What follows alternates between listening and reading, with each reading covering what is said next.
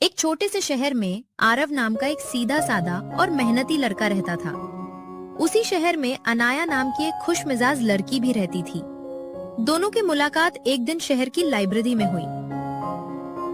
अनाया एक किताब ढूंढ रही थी, लेकिन उसे वो किताब नहीं मिल रही थी। तभी पास खड़े आरव ने मुस्कुराकर कहा, शायद आप ये किताब ढूंढ रही हैं। अनाया ने हैरानी से उसकी ओर देखा और बोली, हाँ, आपको कैसे पता? आरव हंस पड़ा। क्योंकि मैं भी यही किताब लेने आया था। दोनों हंस पड़े और वहीं से उनकी दोस्ती शुरू हो गई। धीरे धीरे वे रोज मिलने लगे, कभी पार्क में, कभी चाय की दुकान पर, तो कभी लाइब्रेरी में। घंटों बातें करते, अपने सपने साझा करते और एक दूसरे को समझने लगे। समय के साथ उनकी दोस्ती प्यार में बदल गई। एक शाम आरव ने अनाया से कहा, तुम्हारे साथ बिताया हर पल मेरी जिंदगी का सबसे खूबसूरत पल है। अनाया मुस्कुराई, और मेरी जिंदगी की सबसे खूबसूरत कहानी तुम हो। कुछ समय बाद दोनों के परिवारों ने उनकी शादी करा दी। शादी के बाद उनकी जिंदगी खुशियों से भर गई। आरव अपनी पत्नी से बहुत प्यार करता था। उसे एक बात अच्छी तरह याद थी, 25 दिसंबर अनाया का जन्मदिन। पहले जन्मदिन पर उसने एक खूबसूरत घड़ी उपहार में दी, दूसरे साल एक सुंदर नेकलेस, तीसरे साल एक हाथ से लिखा पत्र। हर साल वो कुछ ऐसा देता जो अनाया के दिल को छू जाता। अनाया अक्सर कहती, तुम हर साल इतना खास उपहार कैसे सोच लेते हो?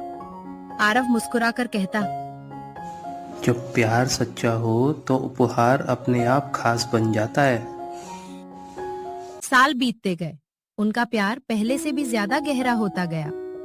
फिर एक दिन आरव को काम के सिलसिले में दूसरे शहर जाना पड़ा।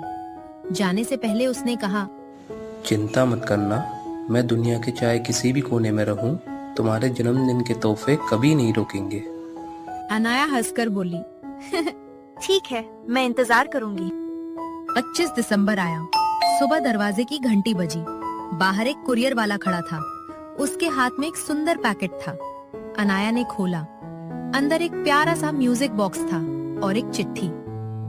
तुम्हारी मुस्कान मेरी सबसे बड़ी खुशी है। अनाया खुश हो गई। इसके बाद हर साल 25 दिसंबर को उपहार आने लगे। कभी किताब, कभी फोटो फ्रेम, कभी हाथ से लिखी चिट्ठी। हर उपहार में आरव का प्यार झलकता था।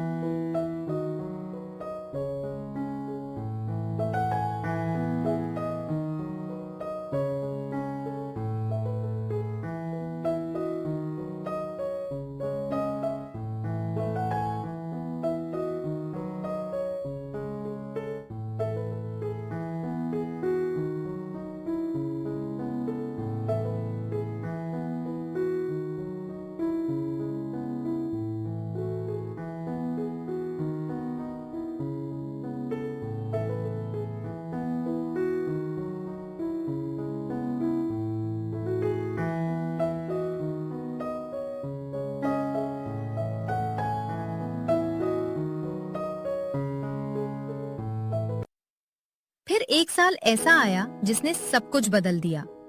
25 दिसंबर आने वाला था। आरव काम खत्म करके घर लौट रहा था। वो रास्ते भर सोच रहा था कि इस बार अनाया को देखकर वो कितना खुश होगा।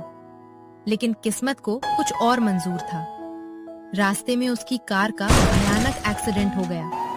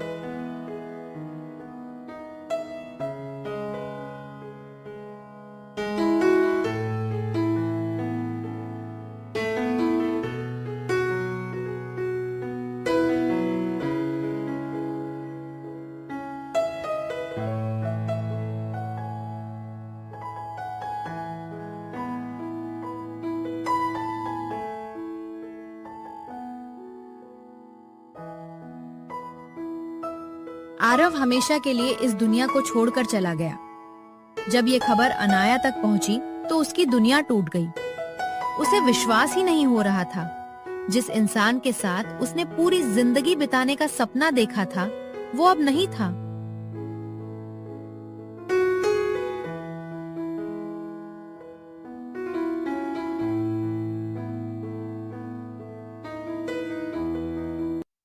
दिन, हफ्ते और महीने बीत गए। अनाया हर दिन आरव को याद करती।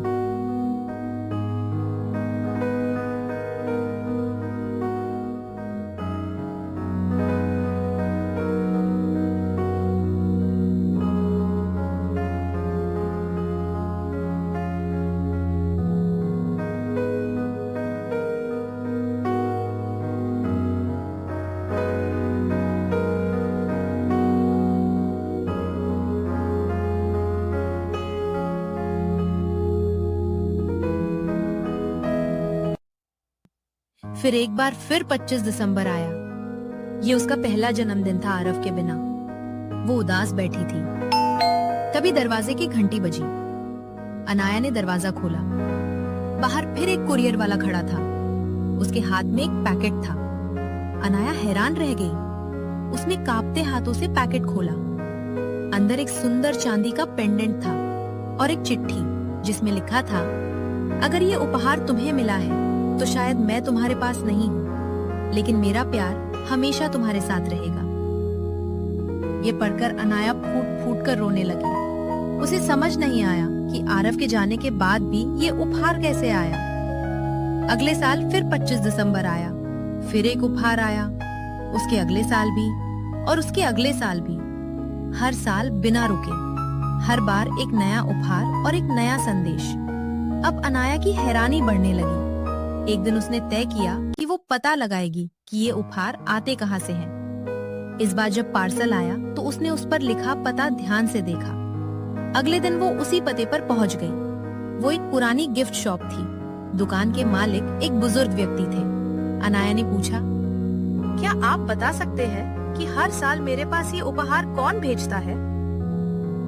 दुकानदार कुछ क्षण चुप रहा। फिर उसने गहरी सांस ली और कहा, क्या आप अनाया हैं? जी। दुकानदार की आंखें नम हो गई। कई साल पहले एक युवक यहाँ आया था। उसका नाम आरव था। अनाया की आंखों में आंसू भर आए। दुकानदार आगे बोला, उसने मुझसे कहा था कि अगर कभी उसके साथ कुछ भी हो जाए, तब भी हर 25 दिसंबर को उसकी पत्नी तक एक उपहार जरूर पहुंचना चाहिए। अनाया स्तब्ध रह गई। दुकानदार अंदर गया और एक पुरानी फाइल लेकर आया। उसमें आरव के हस्ताक्षर थे। दुकानदार बोला, उसने कई सालों के उपहार पहले ही चुनकर रख दिए थे। हर उपहार के साथ एक पत्र भी लिखा था।